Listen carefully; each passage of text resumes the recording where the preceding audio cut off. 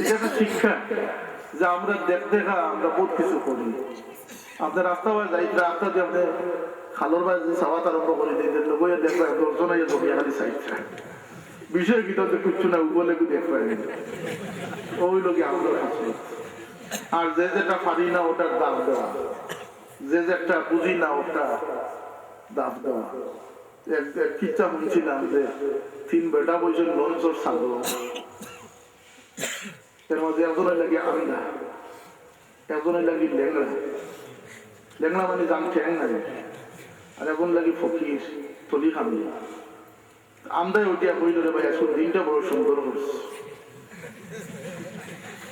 লেংড়া কইল যে তুই তো খানা তুই দেখলে গেলে তোরে জানা স্যার লাতমারি নদী চলে গেছে, তার পাও নাই কিন্তু ফকিরে উঠিয়া কইল যে ফালা যত টাকা লাগে আমি খরচ রাখি। ওই লোকে আমরা ট্র্যাডিশন যে আমরা ছোট মুখে বড় কথা নাউজুবিল্লাহ বড় কথা, আমরা আল্লাহ ঠিক না করলে আল্লাহর গজব থেকে আমরা বাঁচতাম না।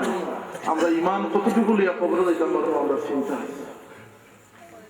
আল্লাহ কইন যে সাহাবায়ে কেরামের কথা কইন সাহাবী হলো সমস্ত মানুষ যারা ঈমান আনছেন আল্লাহর উপরে আখিরাতের দিনের উপরে, এরা অত মজবুত স্তরে গিয়া পৌঁছেছেন। এর লাগে সাহাবী সব মানুষ হইতে পারছে না। যে নবীরে দেখলেও সাহাবী ওয়ার লাগে কোনো ইলিম বিদ্যার শর্ত নাই, কোনো যুদ্ধ জেহাদের শর্ত নাই, কোনো আমলের শর্ত নাই। এবং মুসলমান অবস্থা আল্লাহর হাবিব সাল্লাল্লাহু আলাইহি ওয়াসাল্লাম দেখি লিছেন এক নজর এক মুহূর্ত লাগে, আর তাই দিনের উপরে স্থির থাকিয়া মুসলমান অবস্থায় মৃত্যুবরণ করছেন ও ব্যক্তির সাহাবী। এই সাহাবী হওয়ার পরে কি হইছে বলতে উলাইকা কাতাবা ফি কুলুবিহিমুল ঈমান, এরা ঈমানকে আমি এমন স্থির করছি, এমন সুদৃঢ় করছি যে দুনিয়ার কোন শক্তি এরা লড়াইতে পারত না। বাবরে মারি দিয়েছে। আব্দুল্লাহ ইবনে উবাই ইবনে সুলুলের ছেলে আসলা, তাই মুমিন আসলা, তাই মুনাফিকের সর্দারের ছেলে আসলা, কিন্তু তাই মুমিন আসলা, তার নাম আব্দুল্লাহ আছে। যেদিন আব্দুল্লাহ ইবনে উবাই ইবনে সুলুলে কইল যে মদিনা শরীফ ফিরিয়া যাই, অসম্মানী মানুষের আমরা সম্মানী হলে মদিনার থেকে বার করে দিলেই আল্লাহর হাবিব সাল্লাল্লাহু আলাইহি ওয়াসাল্লামের উদ্দেশ্য করে কথা কওয়ার কারণে আল্লাহর নবী বড় কষ্ট পাইছেন। হযরত ওমর কইল ইয়া রাসূলুল্লাহ হুকুম করুক যে আব্দুল্লাহ ইবনে উবাইর গর্দন উড়াই দিব। আল্লাহ রাসূল কইল না, ফিতনা হইছে। তার সন্তানের খবর পাইলেছেন যে আল্লাহর নবীর কষ্ট দিলেছেন আমার বাপে, আর আল্লাহর নবী একটা গর্দন উড়াইবার হুকুম দিলেই তা আল্লাহ অবস্থা। তাই আল্লাহর হাবিবের সামনে গিয়ে হাজির হইয়া কইল ইয়া রাসূলুল্লাহ, শুনলাম আমার বাবার গর্দনটা আপনি উড়াইবার হুকুম দিলেছেন, দয়া করে হুকুমটা আমারে দেন, আমি আমার বাবার গর্দনটা উড়াইব। আমি আমার বাবার গর্দন উড়াইয়া কথা প্রমাণ করতাম চাই যে আমি আল্লাহ আল্লাহ রাসূলকে মহব্বত করছি, আমি আমার মা বাপকে মহব্বত করছি না। বুকার সুবহানাল্লাহ, আল্লাহ আল্লাহ রাসূলের মহব্বত ঠিকও তাই গেতাম বাপর উঠে গিয়া বয়লিস বয়ে গিয়ে বাপর মুখামুখি দেখেইলাম যে তুমি কইছো নি যে অসম্মানী আল্লাহ হাবিবের অসম্মানী কইছো, স্বীকার করলাম যে আমি কইছি। তাই কইন যে আল্লাহর কসম যত সম্পর্ক তুমি তোমার কথার উত্তর না করছো, তুমি অসম্মানী আল্লাহর হাবিবের সম্মানী যতক্ষণ না করিছো তোমারে মদিনায় তুই বাদ প্রবেশ করতে দিতাম না। সুবহানাল্লাহ। ও বাপ বেটার সম্পর্ক, ঈমান ইসলামের সম্পর্ক। আল্লাহ কইন যে এরা ঈমান দিয়ে আমি শক্ত করে দিয়েছি, মজবুত করে দিয়েছি। এরার মা বাপ সাহাবায়ে কেরামে মা বাপরে মারছো, বাপরে মারছো, কেন মারছো? বাপ কাফির আসলে যুদ্ধ পালিয়ে গেছে। হযরত আবু বকর সিদ্দিক রাদিয়াল্লাহু তাআলা আনহুর কাছে তার বেটা আব্দুর রহমান এই খবর কইল, মুসলমান হওয়ার পরে কইল আব্বা বদরের যুদ্ধের দিন আপনি আসলে আল্লাহর হাবিবের পক্ষে, আর আমি আসলাম কুরাইশের পক্ষে। বুঝায় আপনি আমারে দেখছেন না, আমি কিন্তু বারবার আপনারে দেখছি, দেখে সমীহ করিয়া হইয়া গেছি গিয়া। হযরত আবু বকরের মতো রহমদিন মানুষে কইল বাবা আব্দুর রহমান, আমি ঠিকই তোমারে দেখছি না, যদি আমি তোমারে দেখি লিতাম আল্লাহর কসম খাইয়া কইয়া আমি দুই পা হইয়া গিয়া তোমার গর্দন উড়াইয়া দেখাইলাম না যে আমি আল্লাহ আল্লাহ রাসূলকে বেশি ভালোবাসি। ওটা হলো সাহাবায়ে কেরামের ঈমান। ঈমানে কিতা করছে বলতে ঈমানে তার মধ্যে এমন এক রং ধরাইছে আল্লাহ কইল মান ইউতিল্লাহ ওয়ার রাসূল, যারা আমি আল্লাহর এবং আমার রাসূলের ইতাআত করব মানব, উলাইকা মাআল্লাযীনা আন'আমা আল্লাহু আলাইহিম মিনান নাবিয়্যিনা ওয়াস-সিদ্দীকিন। নবী হল খারাপ আল্লাহর পক্ষ থেকে প্রেরিত বান্দা। নবী আমরা লাগান আসলানি, বড় ভাই যাও আসলানি, নাউযুবিল্লাহ বড় উপায় একগুলো নবী হলে আমরা লাগান থামিয়া নামাইবার বড় চেষ্টা করব। নবী হল আমরা লাগান আসলাম না, নবী হল নবী লাগান আসলাম। সুবহানাল্লাহ। যে কইব নবী আমরা লাগানের অর্থ হইলে হে নবী লাগান, ঠিক না নিজাও? নবী আমরা লাগান কইলে হে নবী লাগান লাগান, যে কইতেছে সে নিজে নবী লাগান।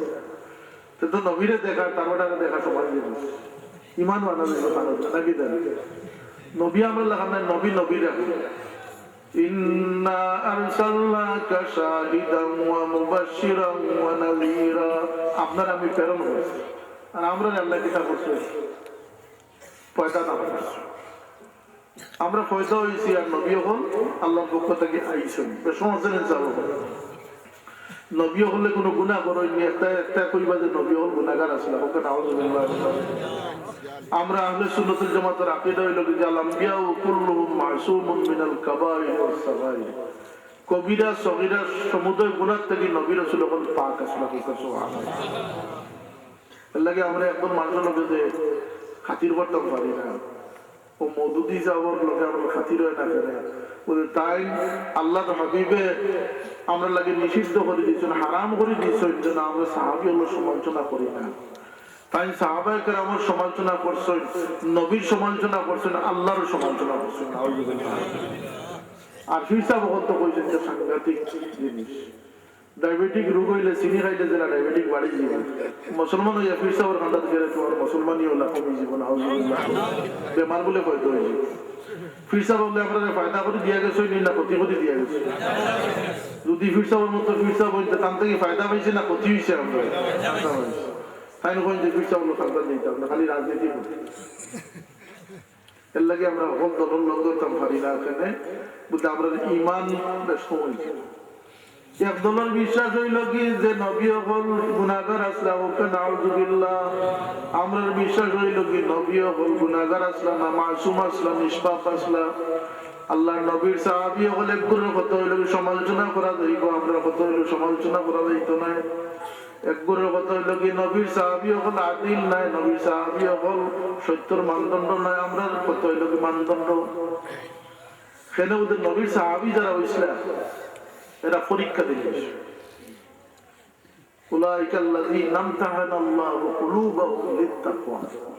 এরা পরীক্ষা আল্লাহ নিজে নিছেন। সুবহানাল্লাহ।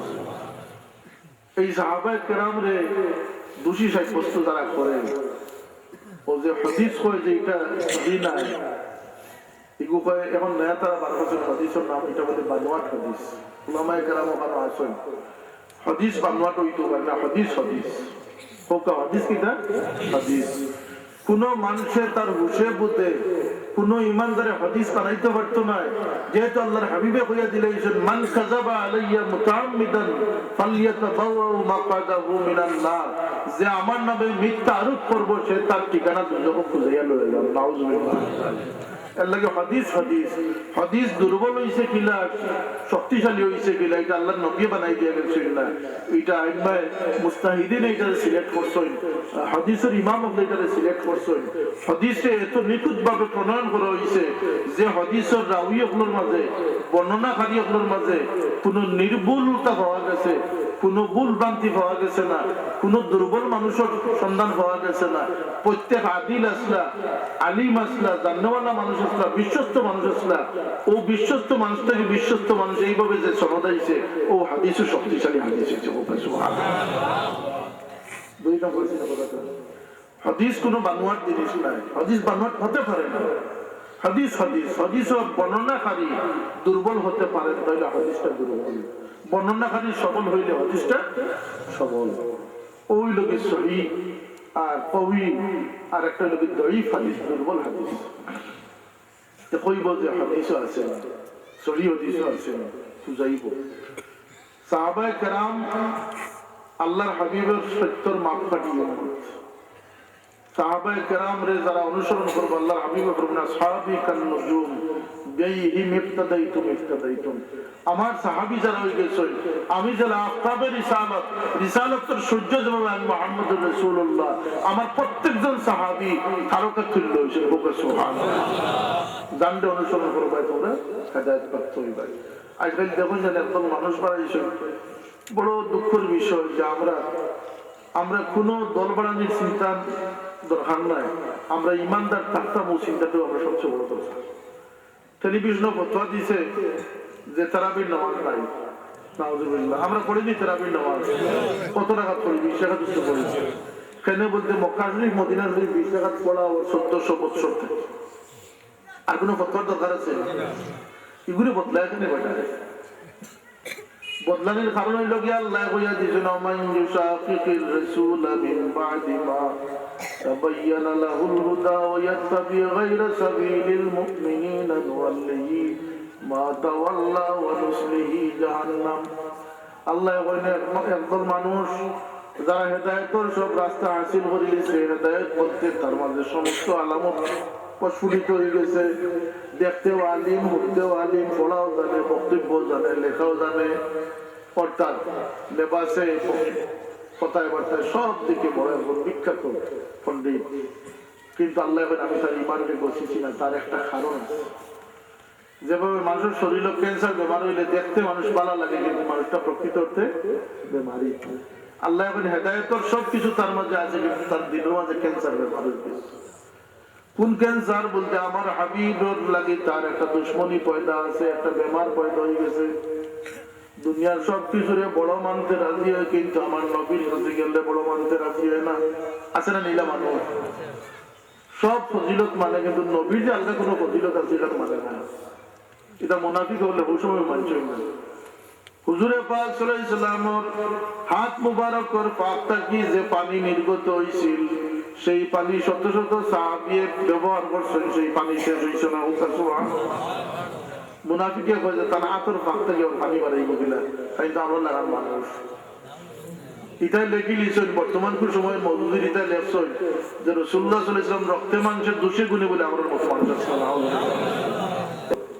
জগতের কোন রাস্তা পায় আটিয়া আল্লাহর কাছে লইতে পারতো না হিউম্যান রাইটস যাও মানবাধিকার যাও দুনিয়ার সবচেয়ে বড় দাতা হয়ে যাও মাদার তেরেসা হয়ে যাও আরো বড় কোনো দাতা হয়ে যাও আল্লাহর হাবিবের উপরে ঈমান এবং মহব্বত না আনা পর্যন্ত কোনো মানুষ আল্লাহর কাছে লইতে পারতো না এটা আল্লাহর ছেলে قل إن كنتم تحبون الله فاتبعوني يحببكم الله যে মানুষের মধ্যে আমি আছি যে মানুষের শাসনানির নিকটেও আমি আছি যে মানুষে একবার আমার কাছে আমারে ডাকিলে আমি একবার তার উত্তর দেই তার টেলিফোনের মধ্যে আমি তোরা আছি এই মানুষের কোনো সাধ্য নাই আমার কাছে হইতো এই মানুষে জানাই দেখবা যদি আমার মহব্বত বস্তু চায় তাহলে এক পথ আমি বাঁচাই দিয়া যে আপনি মুহাম্মদুর রাসূলুল্লাহর জন্য মানিলাই বুকার সুবহানাল্লাহ যদি আপনারা মানিলা ইয়া রাসূলুল্লাহ তাহলে আমি তারকে খুঁজে মহব্বত করব সুবহানাল্লাহ বন্দা আমারে তুকে হইতো না আমি তার তুকে ভালো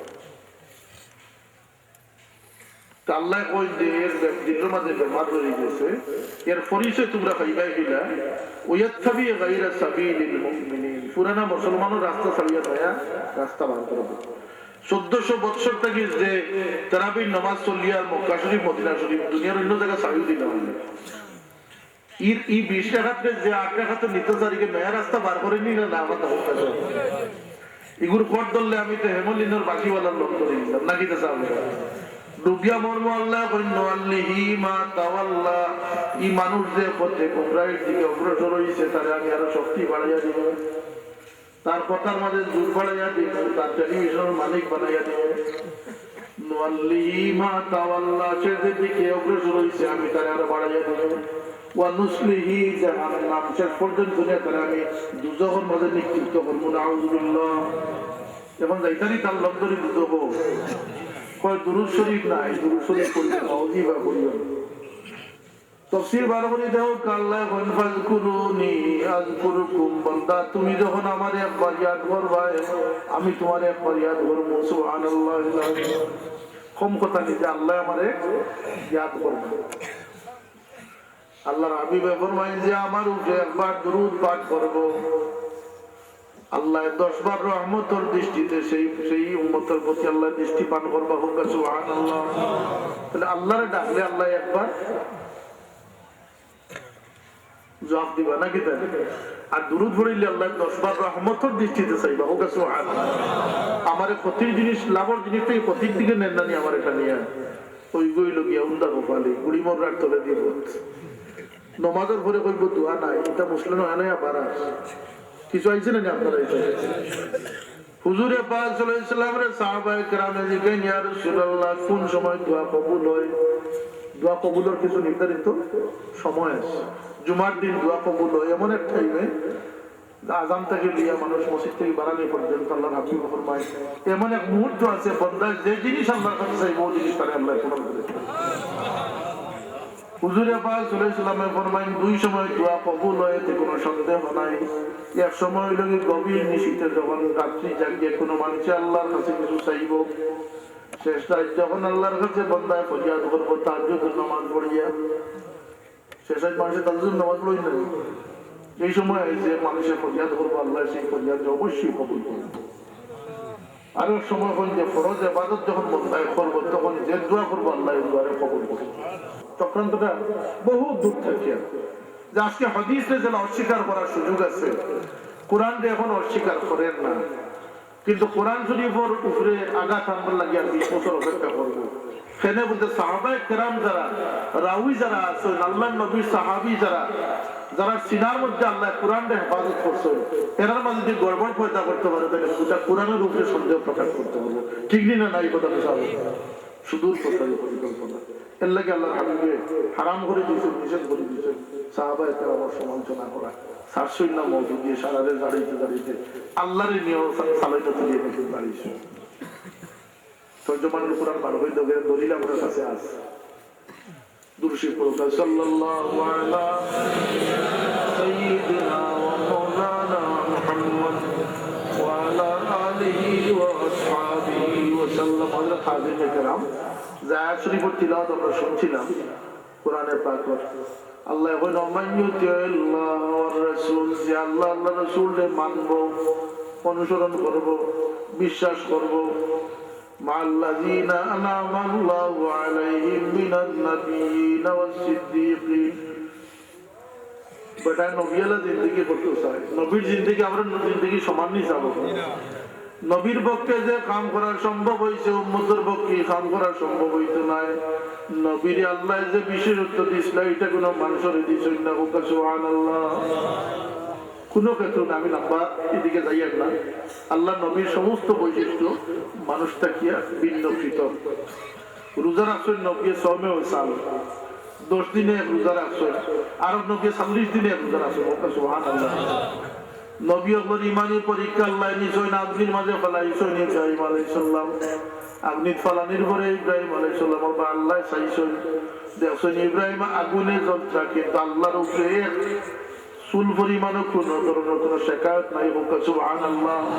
আল্লাহ বলেন ইয়া নারু কুনি বারদাম ওয়া সালামুন আলা ইব্রাহিম। ও আগুন তুমি আমার ইব্রাহিমের লাগি তুমি শান্তিময় হয়ে যাও, তুমি শীতল হয়ে যাও। আর নবী মাসুর পেটে আমাইছেন, সাগরের নিচে গেছেন, আল্লাহ পরীক্ষা নিছেন যে দেখি তুমি আমার উপরে ঠিক আছো কিনা। দেখা গেল তাই হইল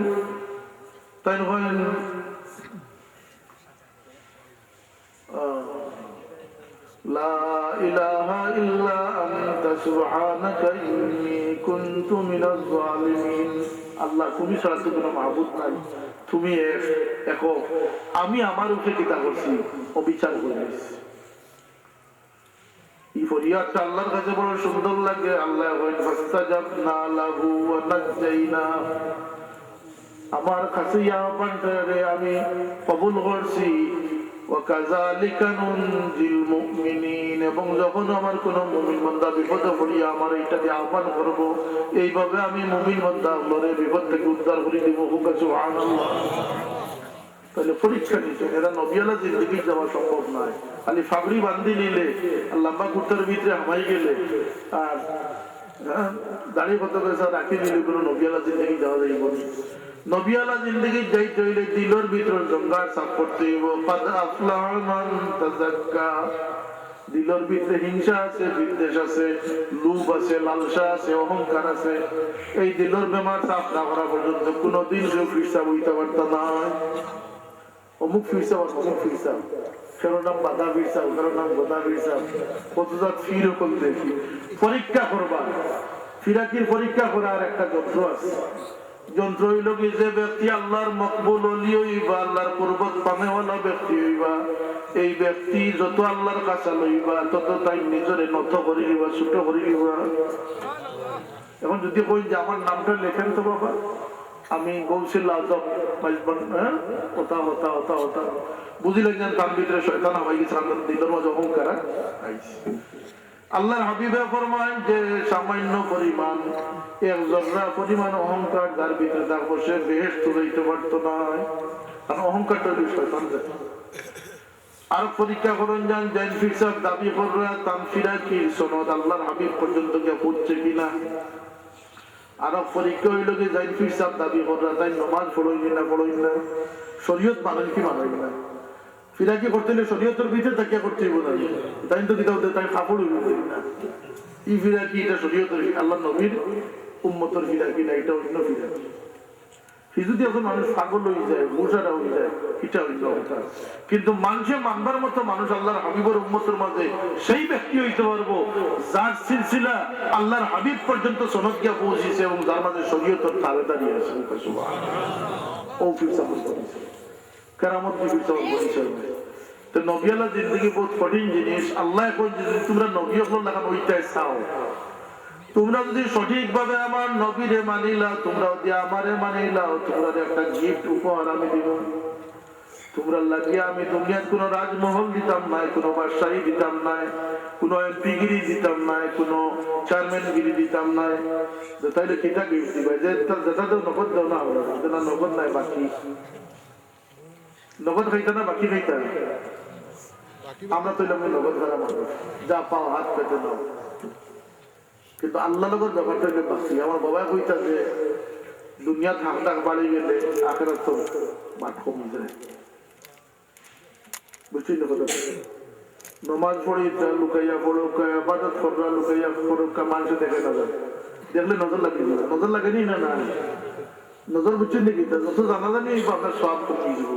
দুনিয়াতে আপনার নাম ডাক বাড়িব, আখেরাত দরজা কমতে থাকবে। আল্লাহ লগর বাড়ি লুকিয়ে বাকি আল্লাহ এখন বাকি তোমরা লাগে একটা গিফট আছে। গিফট হইল কি, মাআল্লাযীনা আনআমাল্লাহু আলাইহিম মিনান নাবিয়্যিনা ওয়াস সিদ্দীকিন ইলা আখিরিহ। তোমরা এই ত্যাগের কারণে তোমরা আমি এমন উফরদর্জা হাসিল করব যে তোমরা আমার নবী, আমার সিদ্দীক, আমার শহীদ, আমার নেককার বান্দাদের সঙ্গী হয়ে যাবে। সুবহানাল্লাহ। ওয়া হাসুনা উলাইকা রাফিকা। আর কিয়ামতের একটা নিয়ম হইল, যে মানুষ যে দরজাত গিয়া খাড়া হইব সেই দরজার ব্যবহার তার লগে করা হইব।